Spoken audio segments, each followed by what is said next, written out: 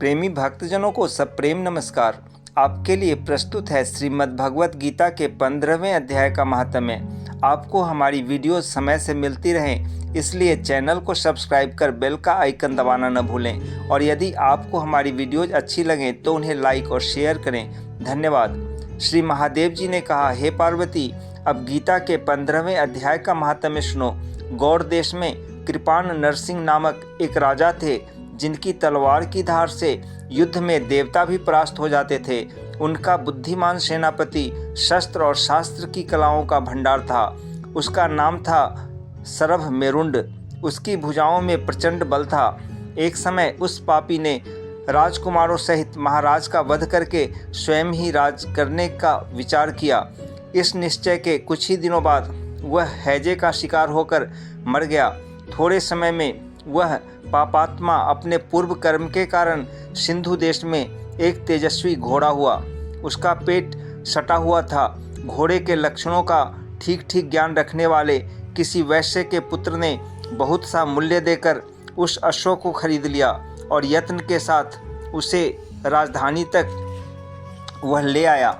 वैश्य कुमार वह अश्व राजा को देने को लाया था। यद्यपि राजा उस वैश्य कुमार से परिचित थे, तथापि द्वारपाल ने जाकर उसके आगमन की सूचना दी।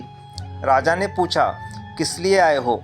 तब उसने स्पष्ट शब्दों में उत्तर दिया, देव, सिंधु देश में एक उत्तम लक्षणों से संपन्न अश्व था, जिसे तीनों लोकों का एक रत्न समझकर मैंने बहुत सा मूल्य देकर खरीद लिया है।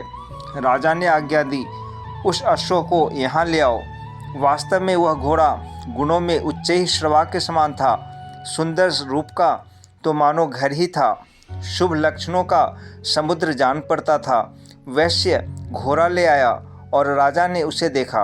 अश्व का लक्षण जानने वाले अमात्यों ने इसकी बड़ी प्रशंसा की। सुनकर राजा अपार आनंद में निमग्न हो गए और उन्होंने वैश्य को मुँह मांगा सुवर्ण देकर तुरंत ही उस अश्व को खरीद लिया।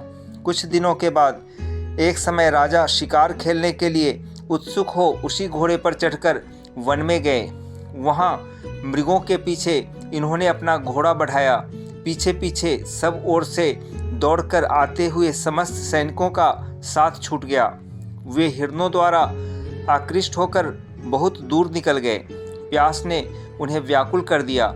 तब वे घोड़े से उतरकर जल की खोज करने लगे। घोड़े को तो उन्होंने वृक्ष की डाली में बांध दिया और स्वयं एक चट्टान पर चढ़ने लगे। कुछ दूर जाने पर उन्होंने देखा कि एक पत्ते का टुकड़ा हवा से उड़कर शिलाखंड पर गिरा है। उसमें गीता के 15वें अध्याय का आधा श्लोक लिखा हुआ था। राजा उसे बाँचने लगे।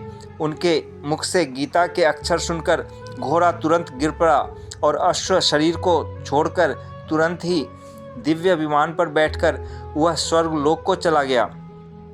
तत्पश्चात राजा ने पहाड़ पर चढ़कर एक उत्तम आश्रम देखा, जहाँ नागकेशर, केले, आम और नारियल के वृक्ष लहरा रहे थे। आश्रम के भीतर एक ब्राह्मण बैठे हुए थे, जो संसार की वासनाओं से मुक्त थे। राजा ने उन्हें प्रणाम करके बड़ी भक्ति के साथ पूछा, ब्राह्मण, मेरा अश्व जो अभी अभी स्वर्ग को चला गया है, उसमें क्या कारण है? राजा की बात सुनकर त्रिकालदर्शी, मंत्रवेत्ता एवं महापुरुषों में श्रेष्ठ विष्णु शर्मा नामक ब्राह्मण ने कहा, राजन, पूर्व काल में तुम्हारे यहाँ जो सरभ मेरुंड नामक सेनापति था, वह तुम्हें पुत्रों सहित मारकर स्वयं राज्य हड़प लेने को तैयार था। इसी बीच में हैजे का शिकार होकर वह मृत्यु को प्राप्त हो गया। उसके बाद वह उसी पाप से घोड़ा हुआ था। यहाँ कहीं गीता के 15वें अध्याय का आधा श्लोक लिखा मिल गया था। उसे ही तुम बाँचने लगे। उसी को तुम्हारे मुख से सुनकर वह अश्व स्वर्ग को प्राप्त हुआ है। तदनंतर राजा के पार्श्ववर्ती सैनिक उन्हें ढूंढते हुए वहां आ पहुँचे। उन सबके साथ ब्राह्मण को प्रणाम करके राजा प्रसन्नतापूर्वक वहां से चले और गीता के 15वें अध्याय के श्लोकाक्षरों से अंकित उसी पत्र को बाँच बाँच कर प्रसन्न होने लगे। उनके नेत्र हर्ष से खिल उठे थे।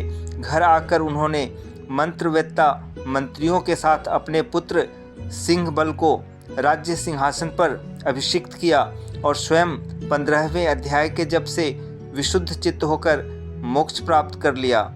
ओम तत्सत, ओम तत्सत, ओम तत्सत।